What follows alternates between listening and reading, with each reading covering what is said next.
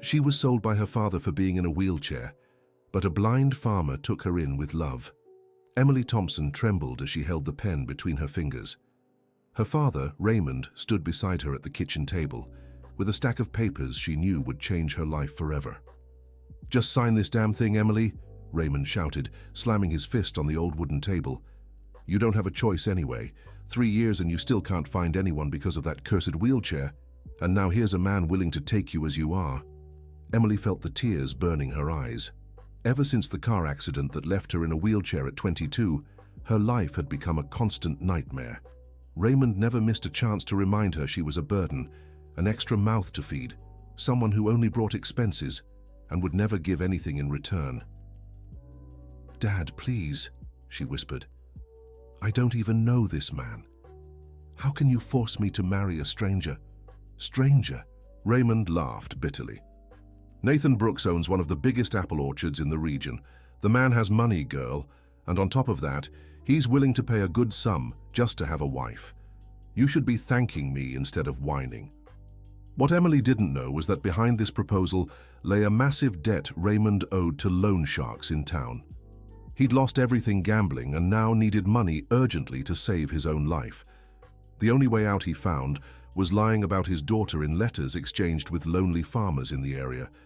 "But Dad, I can work. I can contribute in other ways." "Work?" Raymond scoffed. "Who's going to hire a cripple? Stop being naive, Emily. This man is your only chance at a decent life. And my only chance to—" He stopped mid-sentence, realizing he'd said too much. "Your only chance at what, Dad?"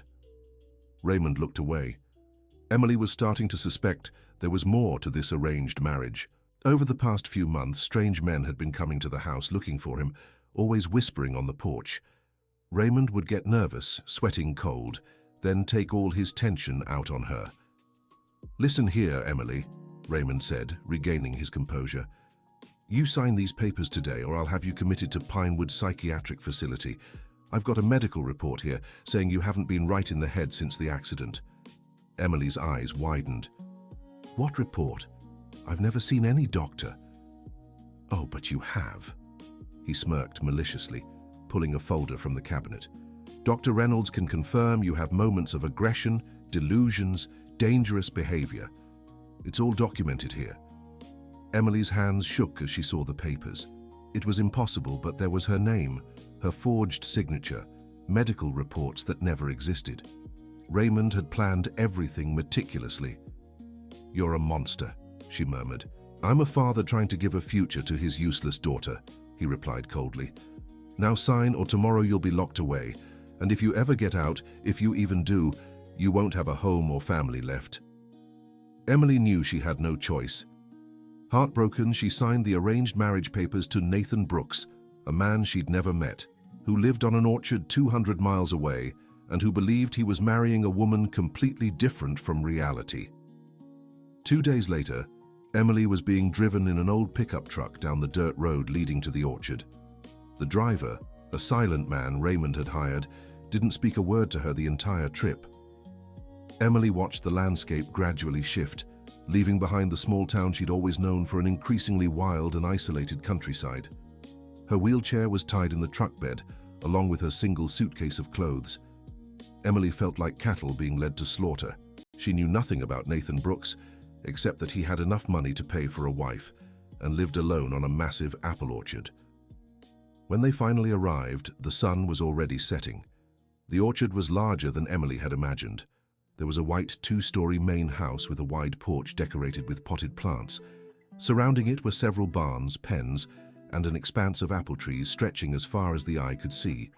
The driver unloaded her things and left without a word, leaving Emily alone in front of the house. She transferred herself to the wheelchair and sat there motionless, unsure what to do. The property was silent, except for the sound of crickets and the wind rustling the trees. Then, the front door opened and a man appeared on the porch. He was tall, with broad shoulders, slightly graying brown hair, and wore a simple work shirt. His eyes, Emily noticed immediately, didn't focus on anything specific. They moved slightly uncoordinated, as if searching for something he couldn't find. "Emily?" he called, his deep voice echoing across the quiet orchard. "Yes, it's me," she replied, still processing what she was seeing. Nathan began descending the porch steps, but in a peculiar way. His hands brushed the side of the wall, his feet tested each step before putting his full weight down. It was the behavior of someone who couldn't see. Emily's stomach twisted. Her father had lied about her to arrange the marriage, but apparently Nathan had secrets of his own that hadn't been disclosed. "Welcome to the orchard," Nathan said, reaching the bottom of the steps. "Sorry I couldn't pick you up myself, but, well, driving isn't exactly my strong suit." He gave an awkward smile, and Emily realized he was nervous too. There they stood, two strangers bound by an agreement neither had entered into completely willingly, each hiding truths that would soon be impossible to conceal. "Where are you?" Nathan asked, tilting his head slightly to locate her voice. "I'm right here in front of you," Emily replied, still in shock. "Dear listener, if you're enjoying the story, don't forget to like and especially subscribe to the channel. It helps us newcomers a lot. Now back to the story." Nathan walked toward the sound of her voice, but stopped abruptly when he heard the wheels of the chair on the gravel. He tilted his head, focusing on the noise he clearly hadn't expected. "That sound," he murmured. "Is that a wheelchair?" Emily closed her eyes. The moment of truth had come much sooner than she'd anticipated. "Yes," she said simply. Nathan was silent for a long moment. Emily could see emotions flickering across his face. Confusion, surprise, then something she couldn't quite place. "Your father didn't mention that in his letters," he finally said. "And you didn't mention you were blind," she replied, trying to keep her voice steady. They stood there, absorbing the reality of the situation. Nathan sighed deeply and ran a hand through his hair. "Well, it seems we've both been victims of incomplete information," he said. "The question now is, what do we do about it?" Emily didn't know what to say. Part of her wanted to scream, cry, demand he send her back home. But at the same time, there was something in Nathan's voice that was unlike anything she was used to. He didn't sound angry or disappointed, just surprised. "Do you want me to leave?" she asked, dreading the answer. Nathan shook his head slowly. "Honestly, I don't know, but it's getting dark. You must be tired from the trip, and I'm not sending you back now. Let's go inside, have something to eat, and tomorrow we'll talk about all this with clearer heads." He started climbing the steps again, always touching the wall to guide himself. Emily looked at the stairs and noticed the first practical problem of the situation. There was no way she could go up in the wheelchair. "Nathan," she called, "I can't climb the steps." He stopped and turned around. "Of course, I'm sorry. I didn't think of that." He stood still for a moment, clearly trying to find a solution. "There's a side entrance that leads straight to the kitchen. It's easier for you." He came back down and walked beside her, guiding her around the side of the house. Emily noticed he knew every stone, every hole in the path. It was impressive how someone who couldn't see could move with such confidence on his own property. The side entrance was indeed more accessible. Nathan opened the door and lit an oil lamp, illuminating a simple but cozy kitchen. There was a large wooden table in the center, shelves full of supplies, and a wood stove that still radiated warmth. "I don't have electricity here," Nathan explained, "but we manage fine with oil lamps and candles. You must be hungry." Emily was starving, but more than that, she was confused. Nathan wasn't reacting the way she expected. He didn't seem furious about being deceived, nor was he treating her like a burden or a problem to be solved. He was being kind. "I can help you cook," she offered. "You know how to cook?" "I do. My father—" She paused. She didn't want to talk about Raymond now. "Yes, I know how to cook." Nathan smiled. "Then I'll take the help. It's been a while since I cooked for two."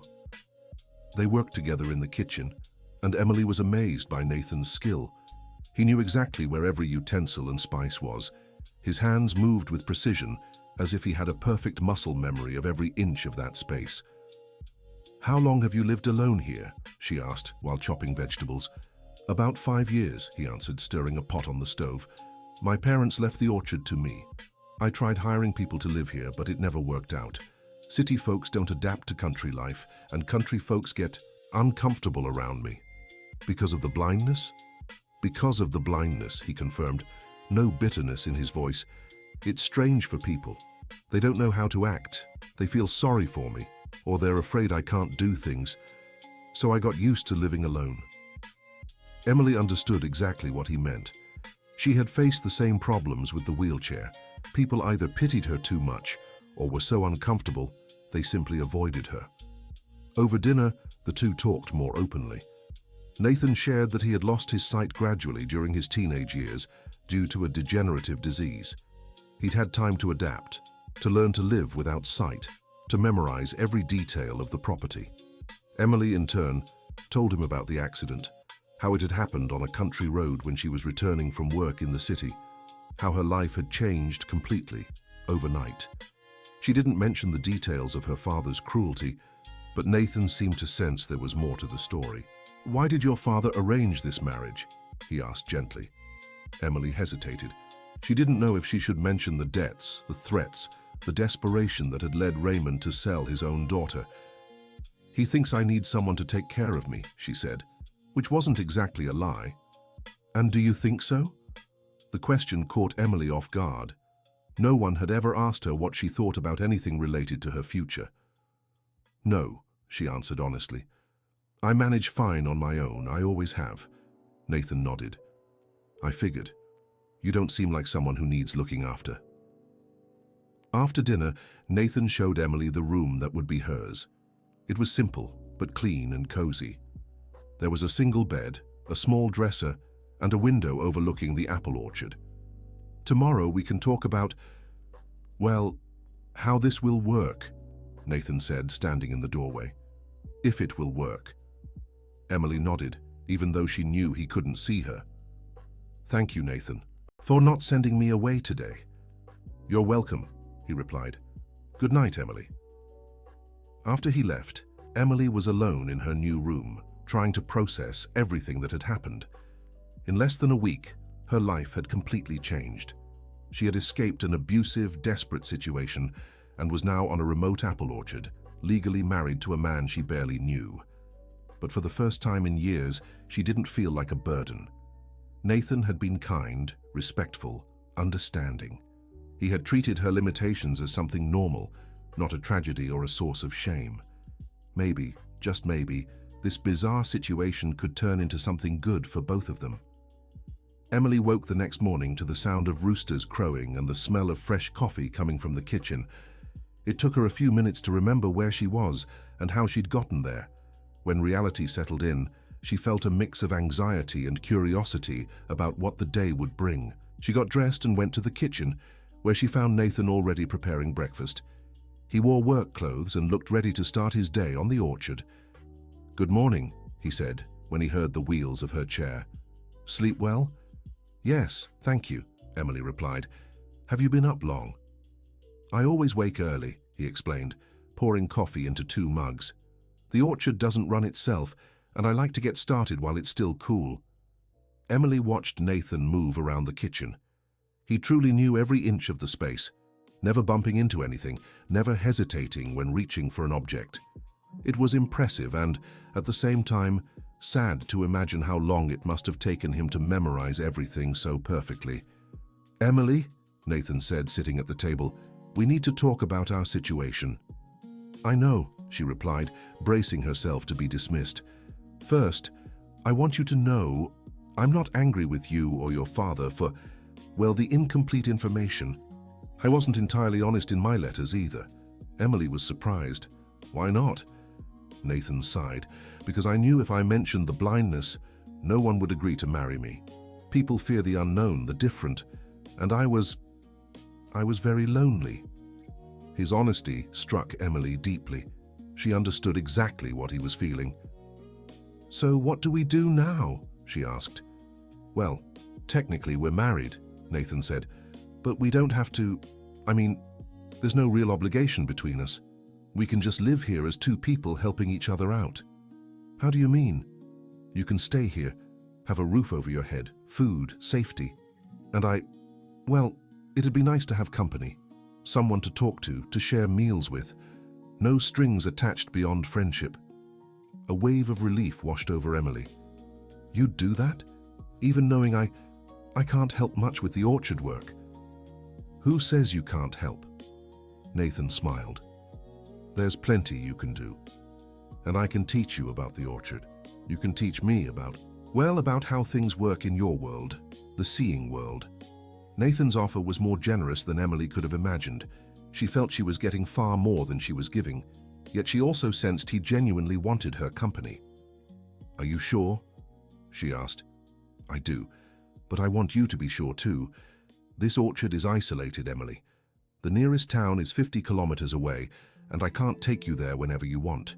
There's no electricity, no telephone, none of the comforts you're probably used to.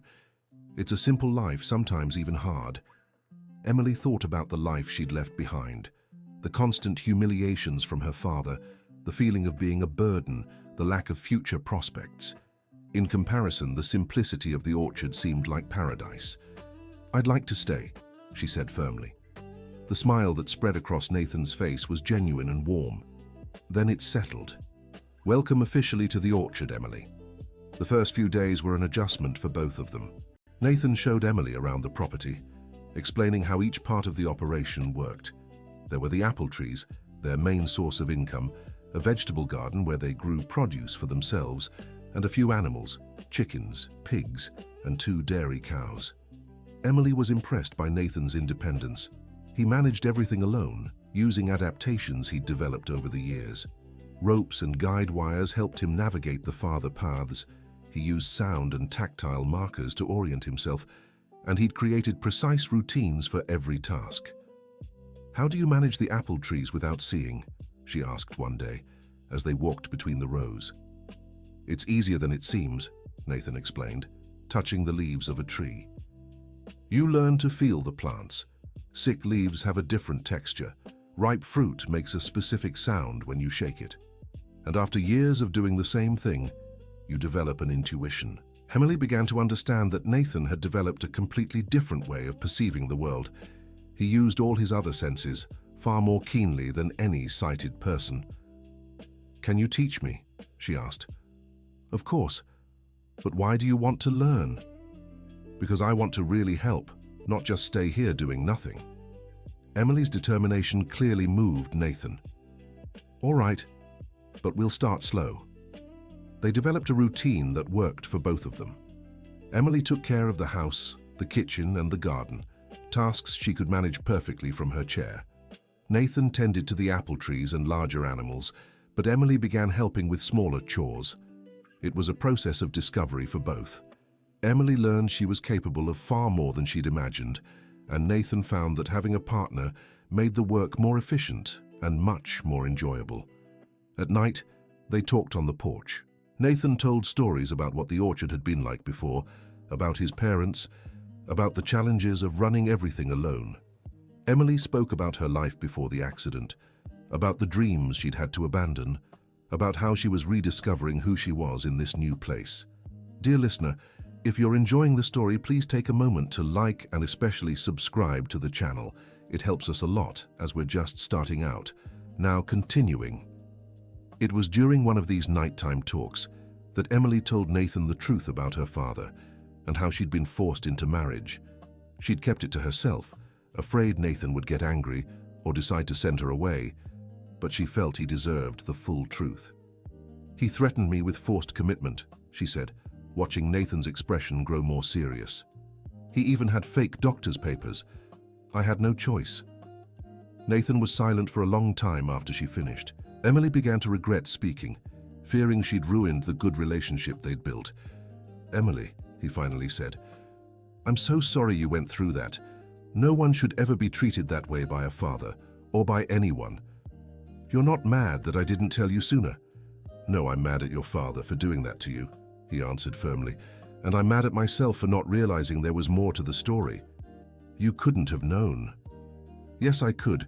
You have moments where you get really tense, like you're waiting for something bad to happen. Now I understand why. Emily was surprised by Nathan's insight. He really paid attention to her in a way no one else ever had. What do we do if he comes after me? She asked, voicing a fear that had haunted her since arriving at the orchard. He won't lay a hand on you here. Nathan said with determination. "This is your home now, and I'll protect you." Nathan's promise warmed Emily's heart in a way she hadn't expected. For the first time in years, she felt truly safe. The weeks passed peacefully.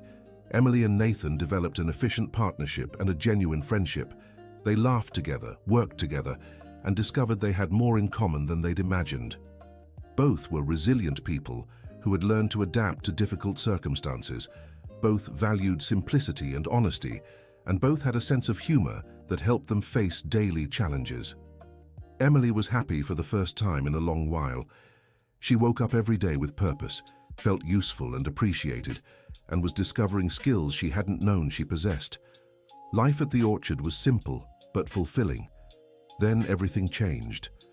Emily was in the vegetable garden one morning tending to the tomatoes when she heard the sound of a car approaching on the dirt road. Her heart immediately raced. Very few people knew the way to the orchard, and she knew Nathan wasn't expecting anyone. She turned her chair to see the road and felt her stomach drop. It was the same beat-up old car Raymond used to drive. "Nathan!" she shouted, trying to keep the panic from her voice. He came running from one of the sheds, clearly sensing the urgency in her tone. "What is it?" "My father, he's coming here." Nathan's face hardened. "Go inside the house, now." "But, Emily, go inside the house and stay there until I tell you otherwise, understand?" She'd never heard Nathan use that commanding tone before, but she could tell he was trying to protect her. She obeyed, entering through the kitchen and positioning herself near the window to hear what would happen. Raymond stopped the car in front of the house and stepped out with a scowl. He looked even thinner and more desperate than when Emily had last seen him. His eyes were sunken, his beard unkempt, his clothes wrinkled. It was obvious things hadn't been going well for him. "Where's my daughter?" he shouted as soon as he spotted Nathan on the porch. "She's safe and where she wants to be," Nathan replied calmly. "I don't care where she wants to be. I came to get her." "Why?" The simple question seemed to throw Raymond off. Because she's my daughter, I have a right to see her." "You have a right to see her, not to take her against her will." Raymond stomped up the porch steps aggressively. "Listen here, boy. You might be blind, but you're not deaf. Emily's coming with me now or you'll have trouble." "What kind of trouble?" Nathan didn't move from his spot, blocking the house entrance. "The kind you won't see coming," Raymond sneered, laughing cruelly at his own joke. Emily saw Nathan clench his fists, but his voice stayed calm. "You can threaten me all you want. Emily isn't going anywhere unless she wants to." "She doesn't have a choice," Raymond exploded. "I'm her father. She's disabled. She can't make decisions on her own. She seems perfectly capable of making decisions to me." "Oh, really? And you think you know my daughter after just a few weeks? You have no idea what it's like to take care of a cripple. No idea how much money she costs, how many problems she causes." Emily felt tears burning her eyes as she heard her father's cruel words repeated once again. "If it's so much trouble, why do you want to take her away?" asked Nathan. Raymond hesitated, realizing he'd contradicted himself. Because it's my responsibility. Or because you need money." The question hit its mark. Raymond turned red with anger. "That's none of your business." "It is, if it involves Emily. Are you trying to use your own daughter to solve your financial problems?" "Emily!" Raymond shouted, ignoring Nathan. "Get out here right now! I know you're listening." Emily closed her eyes, fighting every instinct telling her to hide. She knew she had to face her father, that running wouldn't solve anything. With her heart pounding, she stepped out of the kitchen and appeared in the doorway. "There you are," Raymond said with a fake smile. "Pack your things, we're leaving." "I'm not going," Emily said, surprised by the steadiness in her own voice. "What did you say?" "I said I'm not going. I'm happy here, Dad. For the first time in my life, I'm happy." Raymond looked around the apple orchard with disdain. "Happy? In this dump in the middle of nowhere? With a blind man who can't even take care of himself properly?" "Nathan takes great care of himself, and of me too," Emily shot back. "And this dump is more welcoming than our house ever was." "Welcoming?" Raymond laughed. "Emily, you're being used. This man brought you here to be his maid, to take care of the house and the things he can't do. Don't you see that? What I see is a man who treats me with respect, who values my company, who's never made me feel like a burden. Burden? Raymond feigned outrage. I never made you feel like a burden. Every single day, Emily said, her voice rising. Since the accident, you've never missed a chance to remind me that I'm just an expense, that I'm useless, that no one will ever want me. I said those things to motivate you to be independent. You said them because you can't see past the wheelchair. To you, I stopped being your daughter the day of the accident and just became a problem to solve. Raymond was speechless for a moment, clearly not expecting Emily to confront him like that. Well, no matter what you think, you're coming with me, he said, regaining his composure. I have a document here proving you're not mentally fit to make your own decisions. He pulled a crumpled paper from his pocket and waved it in front of her. Medical report certifying post-traumatic psychotic episodes, signed by Dr. Reynolds. Emily felt the ground drop beneath her. It was the same corrupt doctor who had forged the previous documents. That's fake, she said. Prove it, Raymond sneered. Who's going to believe you over a licensed doctor? That's when Nathan stepped forward. I believe her. You? Raymond laughed. You can't even see what kind of person you're defending. No, Mr. Raymond, the one who can't see here is you. You can't see that your daughter is an intelligent, brave, hardworking and independent woman. You can't see that she doesn't need anyone treating her like a child. And you can't see that you're destroying your own family out of greed. Greed? Raymond was growing more agitated. Who's talking about greed? I'm trying to take care of my daughter. Take care of her, or sell her, Nathan asked calmly. The silence that followed was deafening. Raymond turned pale, realizing Nathan knew more than he let on. Emily told me about the debts, about the loan sharks, about how you forced her to accept this marriage to get money, Nathan continued. And now you come back here wanting to take her away. Why? To arrange another marriage, to sell her off to someone else? That's not true, Raymond stammered. Then why don't you leave her alone?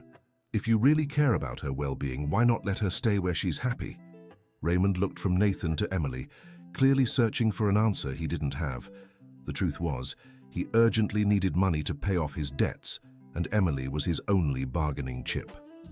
Listen here, he finally said, his voice low and threatening. You have 3 days to return my daughter to town, or you'll regret it. I have friends who won't take kindly to you keeping her here against the family's wishes. Is that a threat? Nathan asked. It's a warning. Raymond stepped down from the porch and walked back to his car. Before getting in, he turned to Emily. 3 days, Emily. After that, things will get ugly for both of you. He got in the car and sped off, kicking up a cloud of dust. Emily was trembling when Nathan approached her. It's okay, he said gently. He can't force you to do anything. You don't understand, Emily murmured. The friends he mentioned. They're loan sharks, Nathan. Dangerous people. If they come here, then we'll be ready, Nathan said firmly. How? You can't fight them and I... Emily, Nathan took her hands. You're not alone in this. We'll find a way to fix it. That night, they discussed their options. Nathan suggested going to the police, but Emily explained that Raymond had connections in town that could complicate things. He proposed running away, but Emily didn't want to abandon the apple orchard that had become her home. There's a third option, Nathan finally said. What? We can try to settle this once and for all. Find out exactly how much your father owes, who he owes it to, then figure out a way to resolve it without involving you. How would we do that? I've got some savings, Nathan said. It's not much, but maybe it's enough to pay off his debt. Emily's eyes widened. Nathan, no. You can't use your money to fix my father's problems.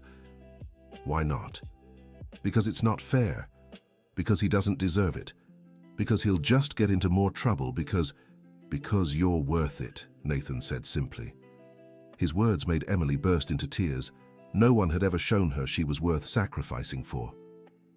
I can't let you do this, she whispered, and I can't let anyone hurt you, he replied. Emily, you've changed my life these past few months. This orchard feels like a home again, not just a place where I exist. If paying your father's debts is the price to keep you safe, it's a price I'm willing to pay. Emily didn't know what to say. Nathan's generosity left her speechless. Dear listener, if you're enjoying the story, don't forget to like and subscribe to the channel. It helps us newcomers a lot. Now, back to the story. The next day, they put their plan into action. Nathan had a friend in town, David, who sometimes came to the orchard to help with business. He managed to send a message asking David to discreetly look into Raymond's situation. As they waited for news, the tension at the orchard was palpable. Emily could barely focus on her daily tasks, always watching the road for approaching cars. Nathan tried to maintain normalcy, but she could tell he was worried too. It was during this tense wait that something unexpected happened. Emily was tending to the chickens when she heard footsteps approaching.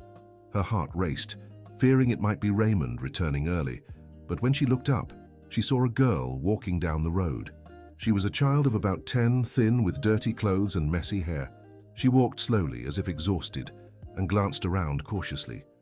"Hello," Emily said as the girl neared the gate. "Are you lost?" The girl looked at Emily with wide, frightened eyes. "Are you the new lady who lives here?" "I am. My name is Emily. What's yours?" "Lily," the girl answered hesitantly. I'm looking for my uncle Nathan." Emily was surprised. Nathan had never mentioned having a niece. "Nathan," she called, "someone's here to see you." Nathan came out of the house and walked toward the voices. When he heard the child's footsteps, he stopped abruptly. "Lily?" he said, clearly shocked. "What are you doing here? Where's your mother?" The girl began to cry. "Mum's gone, Uncle Nathan. The man who was taking care of me said I had to come live with you." Emily saw Nathan's expression shift through several emotions: surprise, confusion, worry, and something that looked like pain. "Come here, Lily," he said gently, opening his arms. The girl ran to him and threw herself into his embrace, crying even harder. Nathan held her tightly, clearly trying to process the situation. "Let's go inside," Emily said, sensing this conversation would be a long one. In the kitchen, as Lily devoured a plate of food, the story slowly unfolded. The girl's mother, Rebecca, was Nathan's sister. She had left home very young and cut ties with the family. Nathan hadn't known she'd had a daughter. "Mum got sick," Lily said between tears, "and then she went to heaven. The man who was taking care of us said I had to come here because you're my only family." Emily glanced at Nathan and saw him struggling to keep his composure. It was obvious the news about his sister had shaken him deeply. "Lily," Nathan said softly, "how did you get here? It's a long way from town." "I hitched a ride with a trucker," the girl said. "He dropped me off on the main road and I walked the rest of the way." Emily was horrified at the thought of a 10-year-old making such a dangerous journey alone. "And where were you living before you came here?" Nathan asked. Lily hesitated before answering. "With Mr. Roger. He said he was Mum's friend." "Did this Mr. Roger treat you well?" The girl lowered her head and didn't answer, which was answer enough. Emily and Nathan exchanged meaningful looks. It was clear Lily had been through difficult times and was now in their care. "Well, Lily," Nathan said finally, "you can stay here with us. This is your home now." The relief on the girl's face was evident. "Really? You won't send me away?" "Never," Emily said firmly. "Your family." That night, after Lily fell asleep in Emily's bed, she insisted on taking the couch, Nathan and Emily talked about their new situation. "I'm so sorry about your sister," Emily said. "Me too," Nathan replied sadly. "I always hoped she'd come home one day. I never imagined it would be like this. Lily seems like a sweet girl." "She does, but she also seems scared. She's probably been through things no child should have to go through." Emily nodded. "We'll take good care of her." "We?" Nathan looked at her in surprise. "Of course, she's your niece and you matter to me. That makes her matter to me too." Nathan smiled for the first time since Lily had arrived. "Thank you, Emily. That means a lot to me." "Except now we have an added complication," Emily said, snapping back to reality. "My father and the trouble with the loan sharks. I can't expose Lily to that danger." "Then we have to resolve all of this even faster," Nathan said with determination. In the days that followed, the routine at the apple orchard changed completely with Lily's presence. The girl was smart and curious, but clearly traumatized. She had nightmares, startled at sudden noises, and followed Emily or Nathan everywhere, as if afraid of being abandoned again. Emily discovered maternal instincts she never knew she had. She cared for Lily with tenderness, helped her bathe, brushed her hair, and told her bedtime stories. The girl, in turn, seemed naturally drawn to Emily, perhaps sensing in her someone who had also faced hardship. Nathan also tried his best to be a good guardian for his niece, but Emily could tell he felt unsure about caring for a child, especially considering his blindness. "You're doing really well with her," Emily reassured him one evening. "I don't know. Sometimes I feel like she needs things I can't give." "Like what?" "Visual reassurance, for example, being able to see if she's okay, if she's hurt, if she's happy or sad. Sometimes she gets too quiet, and I don't know if she's fine or suffering in silence." Emily understood his concern. "Nathan, you notice things I sometimes miss. You hear when her breathing changes, you sense when she's tense by her movements. And she loves you. That's more important than anything you think might be missing." It was David who brought news about Raymond on the third day. He arrived at the orchard with a serious expression and asked to speak privately with Nathan and Emily. "The situation is worse than we thought," he began. "Raymond owes a huge sum to a loan shark named Victor Daniels. He's a dangerous man with a history of violence against those who don't pay." "How much does he owe?" Nathan asked. David mentioned an amount that made Emily gasp. It was far more than she had imagined, more than Nathan could possibly pay. "But there's more," David continued. "Raymond isn't the only one Victor is pressuring. He runs a scheme where he forces people to hand over valuables to settle debts. Daughters, property, anything he can turn into cash." "You mean I'm not the first woman my father tried to sell?" Emily asked, feeling sick. "No. And you probably wouldn't have been the last if his plan had worked." The revelation made Emily feel even worse about the whole situation. Knowing she was part of a larger scheme that other women had gone through or would face the same ordeal was infuriating. "Is there a way to stop this?" Nathan asked. "Maybe," David said hesitantly, "but it would be risky. We'd need proof of what Victor is doing, and that means exposing ourselves to danger." "What kind of proof?" "Documents, recordings, witnesses, something that proves the exploitation scheme." Emily had an idea. "What if I went back to the city?" "Absolutely not," Nathan said immediately. "Listen, if I go back and pretend to cooperate, I could get information, record conversation." "It's too dangerous, Emily," David said. "If they find out what you're doing..." "But it's the only way to get the proof we need," Emily insisted. "And the only way to stop this for good. Not just for me, but for other women too." Nathan was silent for a long time. Emily could see he was torn between wanting to protect her and acknowledging she might be right. "If we do this," he finally said, "we do it together. I'm going with you." "Nathan, you can't..." "Yes, I can. David can stay here and look after Lily for a few days, and I can go with you to the city. I won't let you face this alone." Emily felt a wave of emotion as she realized just how much Nathan was willing to risk for her. But at the same time, the thought of exposing him to danger terrified her. "It's too risky for you too," she said. "Emily," Nathan said, taking her hands, "you risked your safety to come live here with me. Now it's my turn to take a risk for you." David watched them with a thoughtful expression. "You two really care about each other, don't you?" The question caught Emily by surprise. Over the past few months, she had grown so accustomed to Nathan's presence, to their partnership, to the affection she felt for him, that she hadn't stopped to analyze exactly what she was feeling. "Yes," she answered simply. "We do." Nathan smiled and squeezed her hands. "Then it's settled. We'll handle this together once and for all." They spent the rest of the day planning every detail of the operation. David knew people in the city who could help, and they devised a plan to minimize risks while still getting the evidence they needed.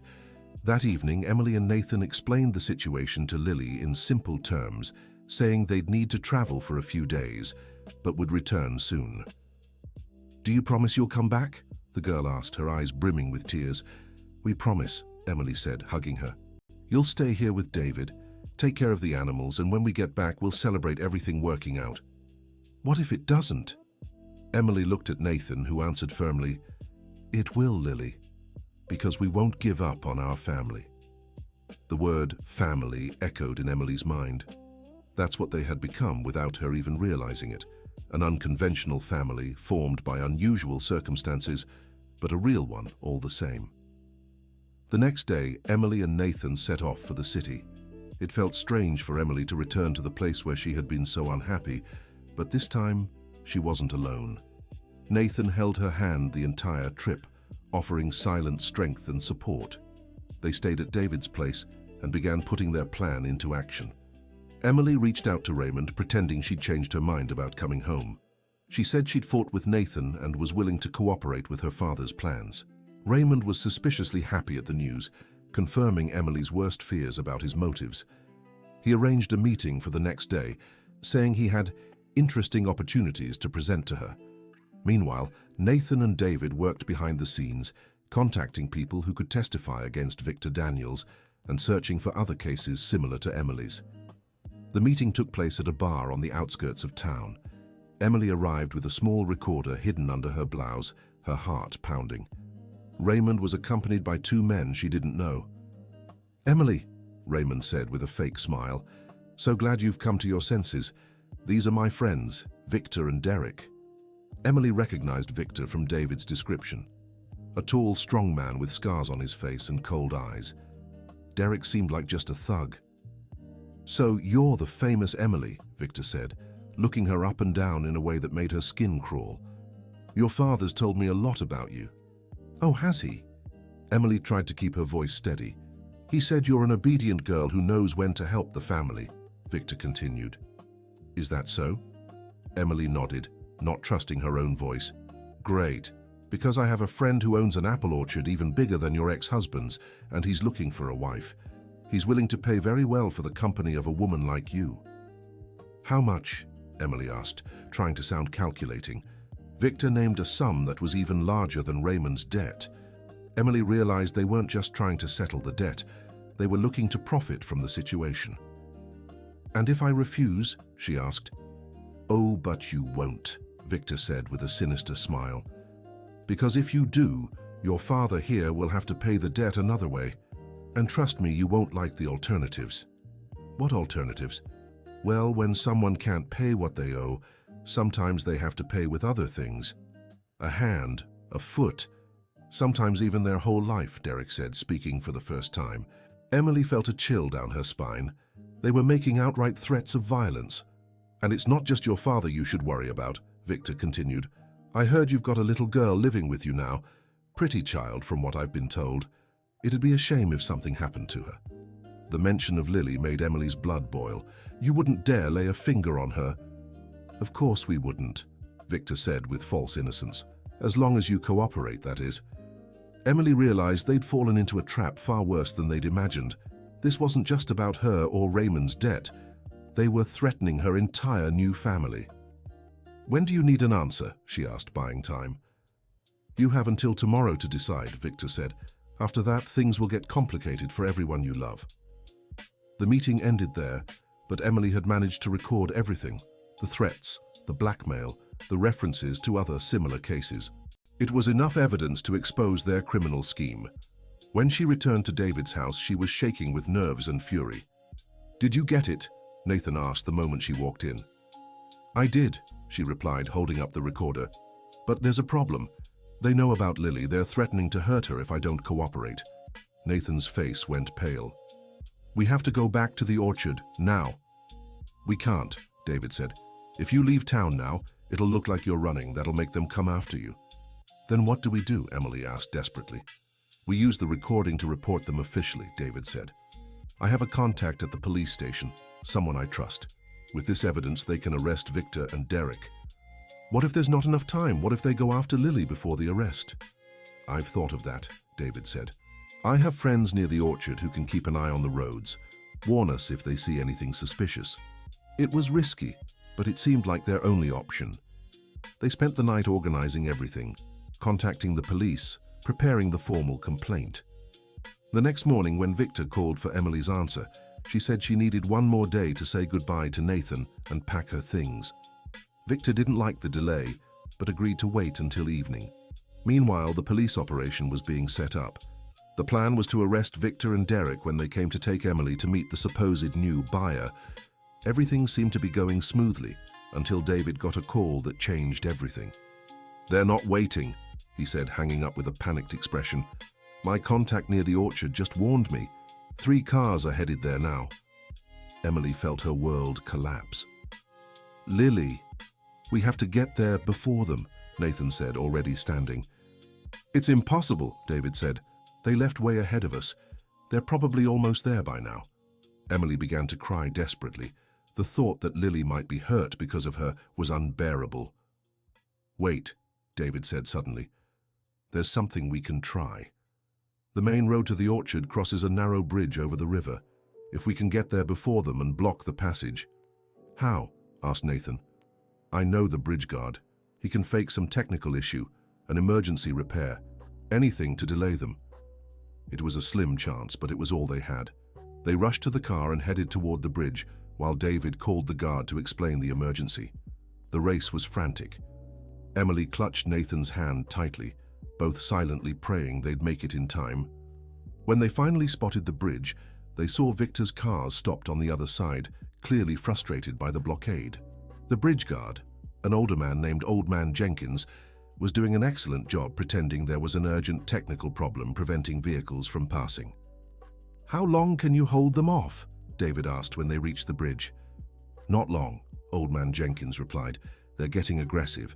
Soon they'll try to force their way through." That's when Emily had an idea. "David, you said the police were preparing the operation to arrest Victor, right?" "Yes, but they're waiting in town." "What if we brought Victor to them?" she interrupted. "If I showed up here and agreed to go with them, but asked to go back to town first so I could grab a few things?" "That's too risky, Emily," Nathan said. "If anything goes wrong, Nathan, it's our only chance to protect Lily and still get them arrested." After a quick discussion, they decided to try. Emily crossed the bridge on foot, leaving Nathan hidden on the other side with David. "Victor!" she shouted as she approached the cars. "I'm here!" Victor stepped out of the car with a furious expression. "What are you doing here, and why is this bridge closed?" "I came to meet you," Emily said, trying to sound convincing. "I changed my mind. I want to go with you." "Oh? And why the sudden change of heart?" "Because I realized you're right. My father needs help, and I can't be selfish.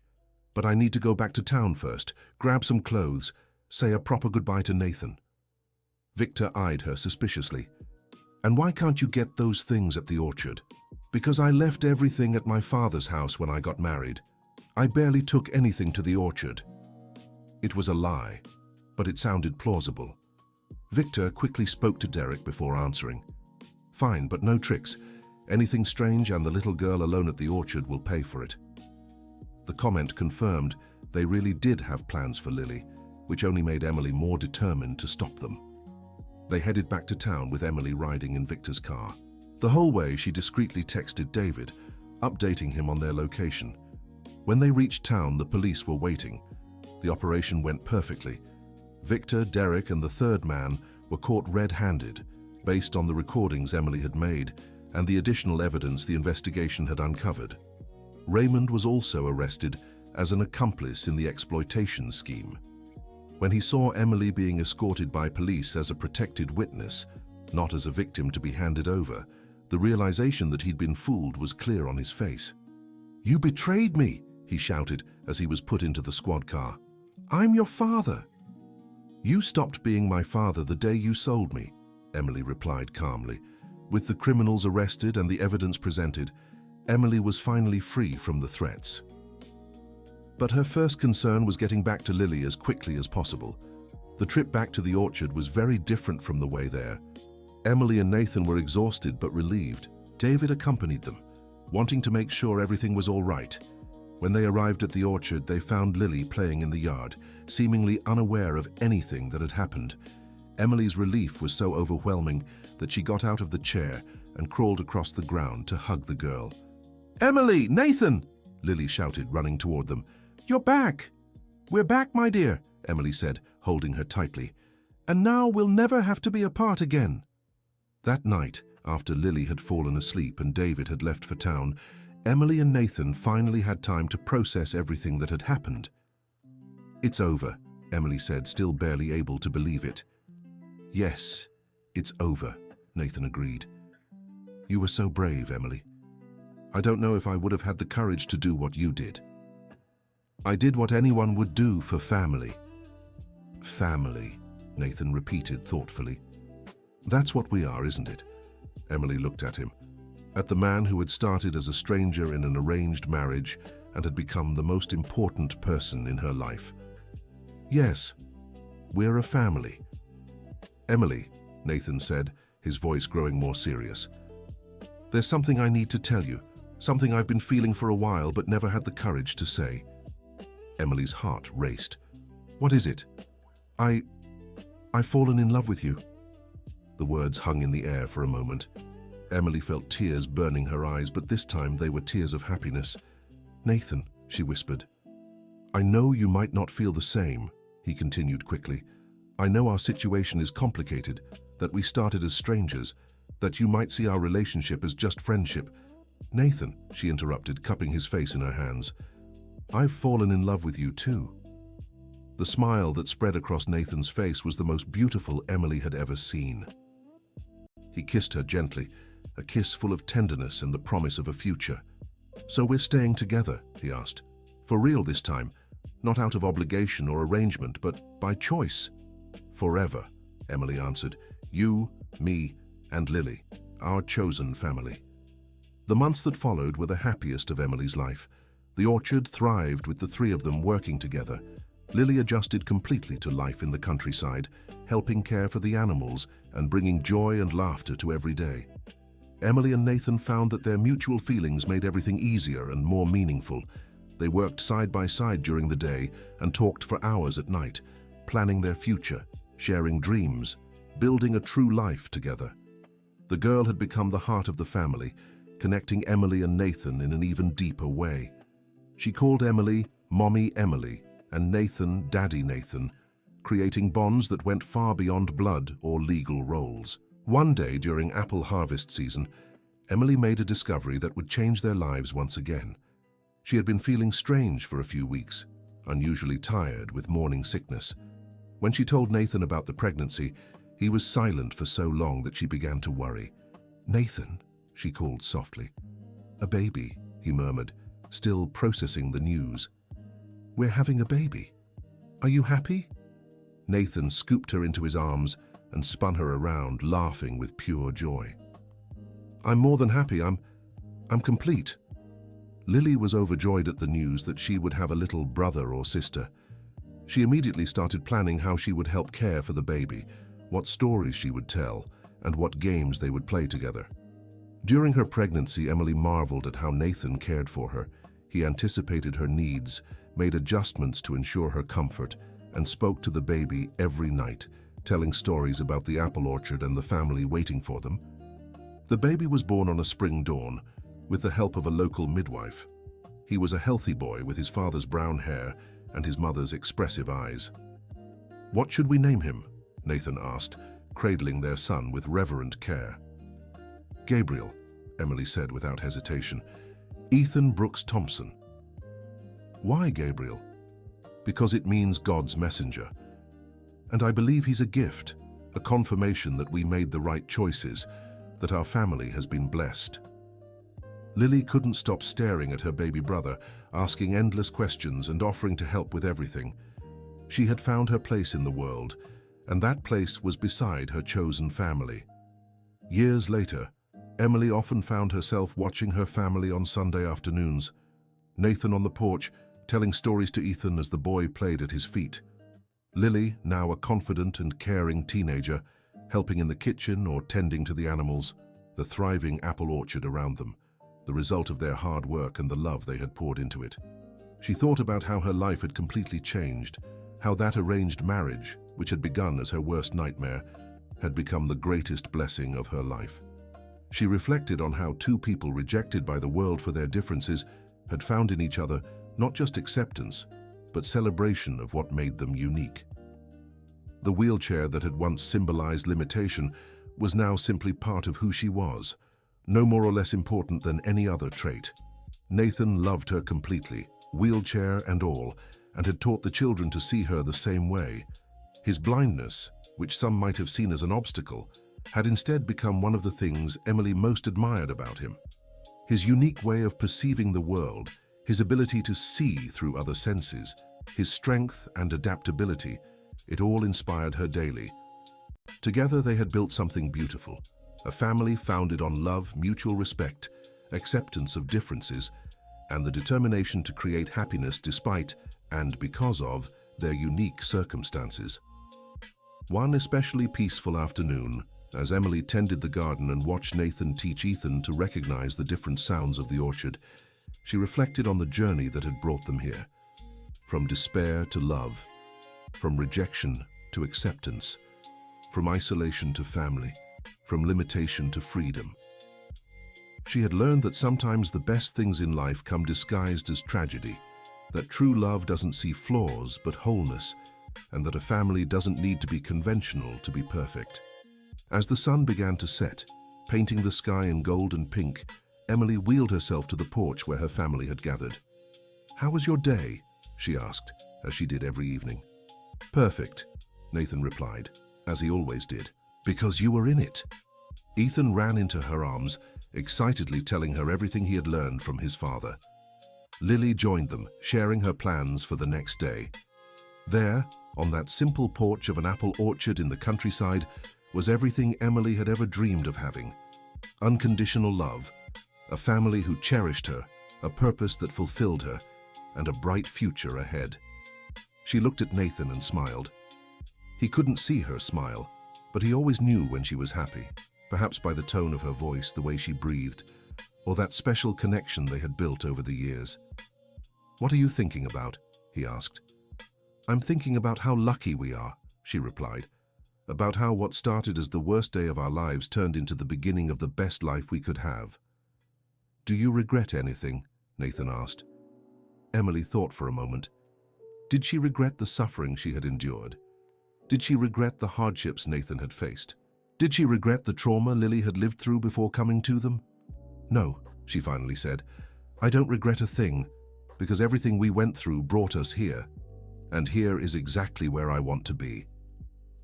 As evening gently settled over the orchard, Emily held Nathan's hand and watched their children playing in the yard. The sound of laughter echoed across the property, blending with the sounds of nature around them. They had built something beautiful out of pain. They had created hope where there had only been despair. They had found love where no one expected it to exist. And most importantly, they had proven that family isn't about perfection or convention. Family is about choosing to love, deciding to stay, and building happiness together, one day at a time. That night, like every other, Emily fell asleep with gratitude in her heart.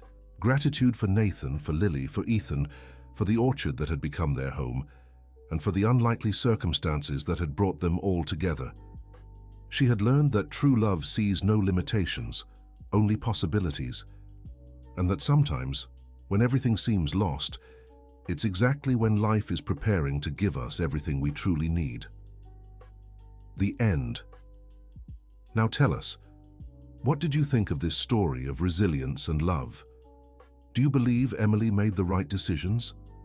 Share your thoughts in the comments and don't forget to subscribe to the channel for more heartwarming stories like this one.